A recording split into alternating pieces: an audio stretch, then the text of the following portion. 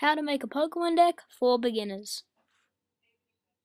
Hey YouTube, this is the Squirtle Squad 1, and today if you've seen any of my previous videos, you'll notice that the layout of this video is very different. I've done some editing, and I hope you enjoy it. I don't know, leave a comment below whether you prefer my old videos. I still will do some like that, of course, but this is just for this format of video. So, without further ado, oh yeah, the video today is for beginner, how to make a deck. Now, I'm not the best at Pokemon. I'm nowhere near being the best, but I've played it for 5 years, so I consider myself to have some knowledge of how to get started. Of course, when I first started, I wasn't very good, and you shouldn't expect yourself to be too good when you first started, but you're always learning new things, and yeah, let's get underway. First up, there are 3 different types of decks: offensive, technical, and then there were theme decks. First, I'll get onto the theme decks. Now, theme decks, while I have gotten better over the years, generally they're average at best. The cards that are given to you in theme decks, there were generally 3 or 4 rare cards, and then there are the rest are commons and uncommons that you can get quite easily in packs.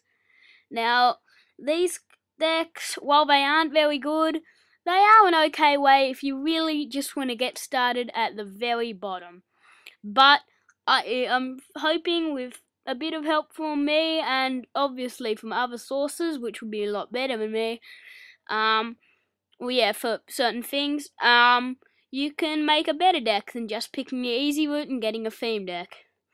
I have the deck list of a theme deck right here. This is the Toxic Tricks deck list, which I consider to be a pretty good deck list. But the first thing I notice about this theme deck is there's a strange pyramid strategy that's going on. With Toxic Tricks, the main cards is Gothitelle and Scolipede. And this is how it goes. It's got 4 Venipede, 3 Whirlipede, then 2 Scolipede. 1 Gothitelle, 2 Gothorita, 3 Gothita. 2 Darumaka, 1 Darmanitan. 2 Pansear, 1 Simisear. Then it's got some other random Pokemon like 2 Sigilyph, 3 Pidove, 2 Tranquil. See, this is really a prime example. It's got a Tranquil, but it's got no third evolution.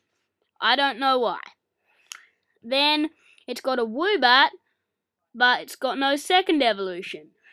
Then it's got 2 Energy Search cards, which are pretty good cards. Then it's got 2 Switches, which are average. 2 Chellin, which I don't consider to be very good cards, as it's just an improved Mum's Kindness and New Bill, who are very bad, which are very bad cards. It's only slightly improved. Then it's got 2 Great Balls, which are pretty good cards. 2 Pokemon Communication, which are very good cards. Then it's got 18 Energy. Now, and I'll get onto Energy later, but now I'll go on to technical decks. A good example of a technical deck would be a Durant deck, which involves you trying to get out your Durants as quick as possible, getting Eviolites on them. Eviolite is a very good trainer, by the way, and hopefully getting Rotom so you can set up and look at your prize cards. You don't need to worry about that just yet if you're starting out, but Durant is a prime example of a really good technical deck. If you were looking to make a technical deck with the cards you have, sure, if you can't afford or don't want to or can't particularly get your hands on all the cards for a Durant deck, you could maybe even just start trying to play with 3 Durants and eventually, or 2 or 3 Durants, and work on really getting those Durants. It won't be as good, but it'll be okay for you to try. Then there is a good example of an offensive deck, which would be a Reshiflosion deck, or more specifically, a Mewtwo EX deck. Mewtwo EX involves you getting as many energies as possible on Mewtwo, to get and hoping that your opponent gets a fair few energies too, and hitting for as many damage with X-Ball as possible. Now on to trainers. There are many different trainers that benefit different decks. There, some trainers, for example, you generally wouldn't use a Silent that offers you to get 3 basic energy cards from your deck in a deck that only uses a free energy, because you would just be wasting your supporter for the turn. And also, there were also trainers that you just wouldn't use in any deck.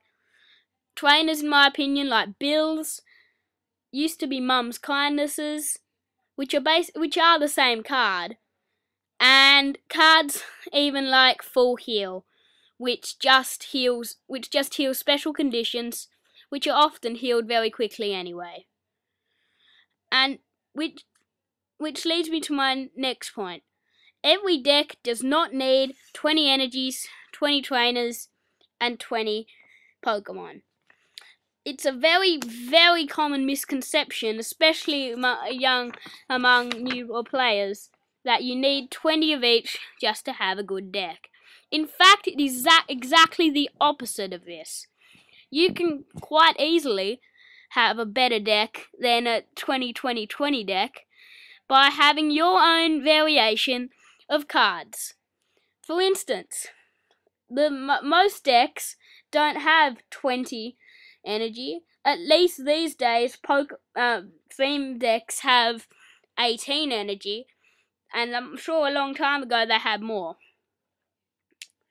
Basically, if you have there are not too many Pokemon decks, that are very competitive that have more than 15 energy. The real heart and soul of a deck is trainer cards, which I've already talked about, different trainers for different decks. Trainers I recommend to all new decks, and they're pretty easy to get, are Professor Oak's New Theory and Professor Juniper. Generally, Professor cards are actually pretty good. There are better trainers I recommend for any deck, which is a Pokemon Catcher, but they can cost you about $10 a piece, and if you're just into this, and if you're just looking into playing Pokemon just to have a bit of fun, I don't recommend getting those straight away.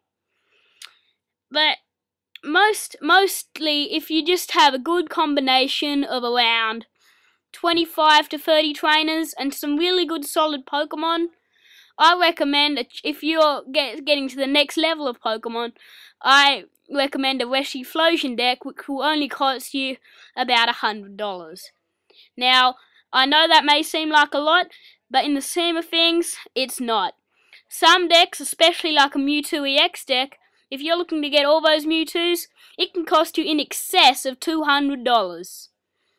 Of course, if you're a beginner, you can get away with just having maybe one Mewtwo or a few Reshurams. If you want to get a Reshiram, you can get a tin. And that Reshiram you can also buy online for only about $3 or $4. Well, most of all, don't be disappointed if you lose. If your deck loses. Even if you think it's a really good deck, everyone loses in Pokemon. That's the way it's built. And most of all, just have fun. Of course, when I started, I lost most of my games. But I kept playing, and eventually, I had a good time. Well, I did have a good time even when I was losing, because Pokemon's a pretty good game.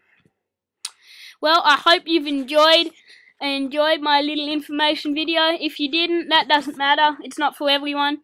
It's just really the bare minimum of what you should know before making a Pokemon deck. Thanks for watching.